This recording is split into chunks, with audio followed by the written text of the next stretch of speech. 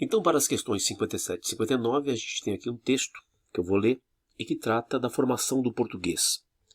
O Brasil linguístico que vigorou até meados do século XVIII, no qual as línguas gerais ocupavam um espaço definitivo e se difundiam rumo ao sertão a partir de dois grandes núcleos, a Amazônia e o entorno de São Paulo, acabou sendo substituído por um espraiamento do português vinculado diretamente ao Nordeste, a lavoura que se servia da mão de obra escrava aos negros africanos. Então esse primeiro período faz menção a uma mudança ocorrendo na formação linguística do Brasil, que inicialmente até o século XVIII se difundia como a partir dos espaços da Amazônia e ali arredores de São Paulo. Após o século XVIII, esse espraiamento do português significa uma difusão de um português vinculado ao Nordeste e, portanto, à mão de obra escrava e aos negros africanos. Tudo bem? O primeiro período dá conta dessa transformação.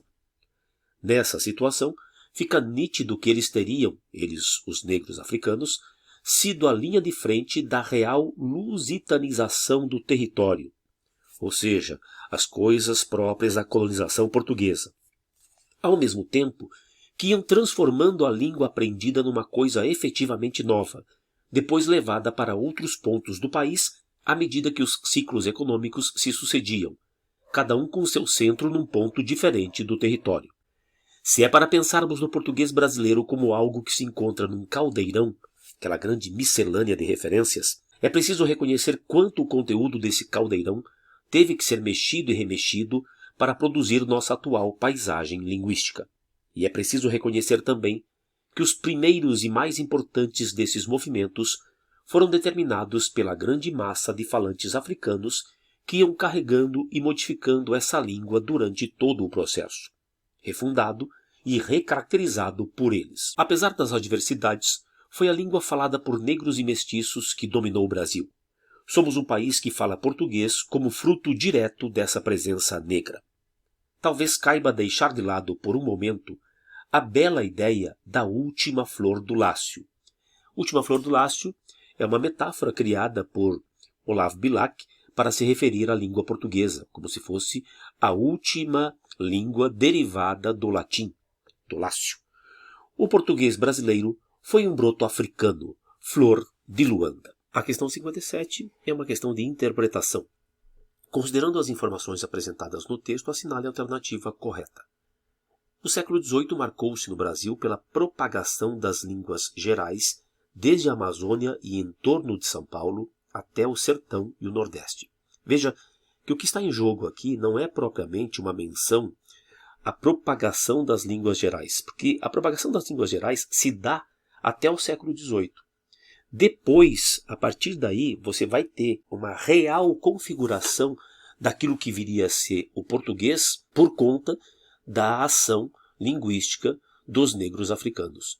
Não que vá até o século XVIII, tendo São Paulo e Amazônia, o sertão e o Nordeste como essas áreas de referência. A partir do século XVIII, aí sim, sertão e Nordeste passam a ser responsáveis por essa propagação. Letra B. O português brasileiro é resultado das modificações que negros e mestiços produziram na língua aprendida. Bom, desde o início do texto que a gente vai observando uma orientação para esta ideia. A responsabilidade maior daquilo que ele diz lusitanização do território, ou seja, o português brasileiro, o português se estabelecendo, deve-se fundamentalmente ao espraiamento, à difusão das populações negras pelo território. A resposta era a letra B. Segundo o texto, um dos fatores determinantes da difusão das línguas gerais no Brasil foram os ciclos econômicos. As línguas gerais eram as línguas anteriores a essa forma de lusitanização. Então as línguas gerais não foram determinadas pelos ciclos econômicos. As mudanças de ciclos econômicos, ela começa aí sim a dar uma configuração de português brasileiro, principalmente por conta do auxílio dos negros africanos se espraiando pelo território. Os ciclos econômicos vão levando cada vez mais a população negra a outras porções do território brasileiro, facilitando essa configuração do português, portanto. Letra D. Nossa paisagem linguística atual resulta de um processo marcado pela uniformidade, regularidade. Aquela imagem do caldeirão já negaria isso, né? Quer dizer, a formação linguística do Brasil é resultado de um caldeirão. Não seria uniforme, não seria regular. Se você tem elementos dentro de um caldeirão, não há ali regularidade, uniformidade. Segundo o texto, o português que se estabeleceu no Brasil após o século XVIII irradiou-se pelas praias do Nordeste. Bom, aqui a gente já tiraria como absurdo, né? A partir do século XVIII, o ciclo econômico, o ciclo fundamental de economia se situa no Nordeste, a partir do Nordeste e a partir do século XVIII, mas não que irradiou-se pelas praias do Nordeste. Resposta da 57 era a letra B. 58. Sobre as palavras e expressões presentes no texto é correto afirmar: na expressão negros africanos temos um caso de tautologia. Então é preciso saber o que seja tautologia, tudo bem? Tautologia é uma redundância.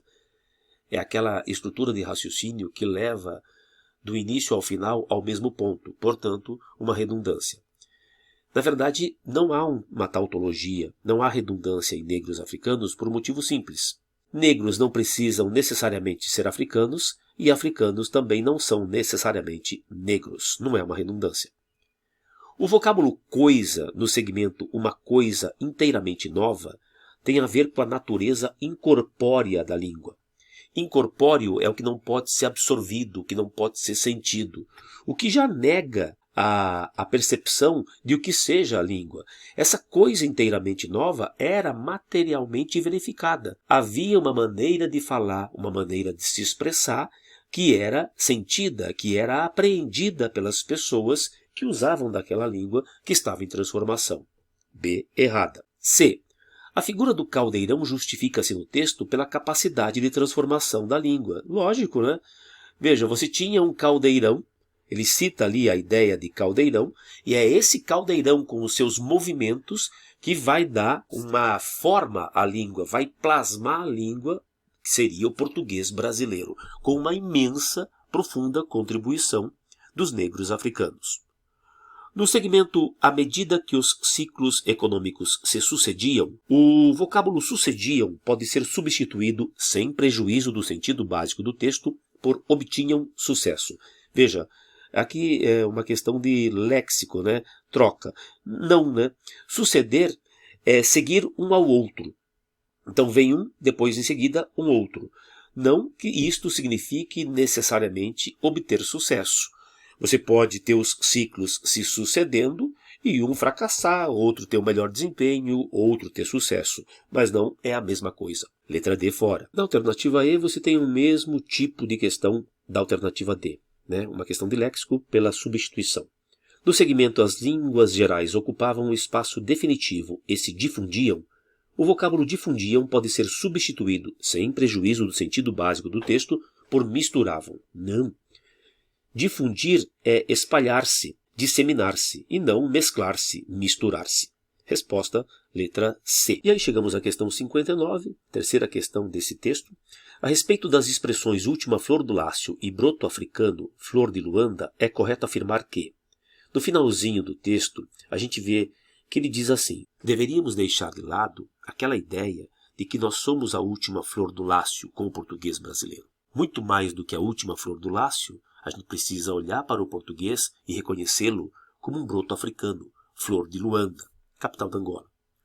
Então, elas consistem em duas metáforas convergentes. Não, cada uma representa um aspecto que o autor considera como dicotômico, ou seja, cada um tem um lado, cada um tem um segmento, cada um tem uma direção e um sentido. Letra B.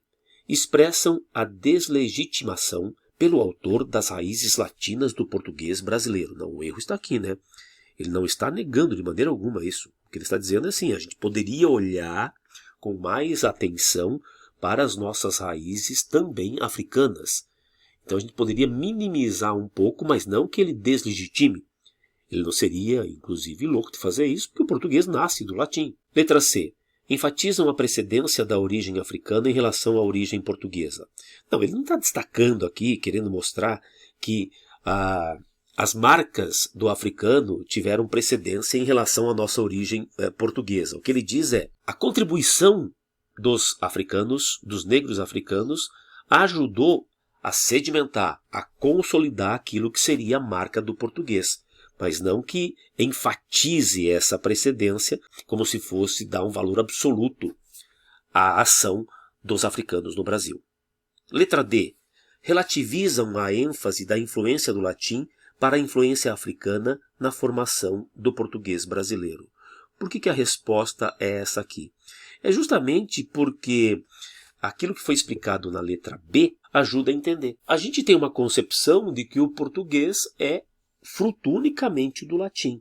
E quando ele traz a imagem, a ideia do caldeirão, ele já começa a minimizar essa ideia. E aí o texto nos mostra que a tese dele, a defesa dele, é a de que o papel das línguas africanas e da contribuição do negro africano é muito maior do que, de um modo em geral, as pessoas percebem. Portanto, relativiza-se aquele reforço, aquela ênfase da influência latina em nossa língua, deslocando um pouco disso para a influência africana na formação do português brasileiro. Veja que o nome do livro é Latim em Pó.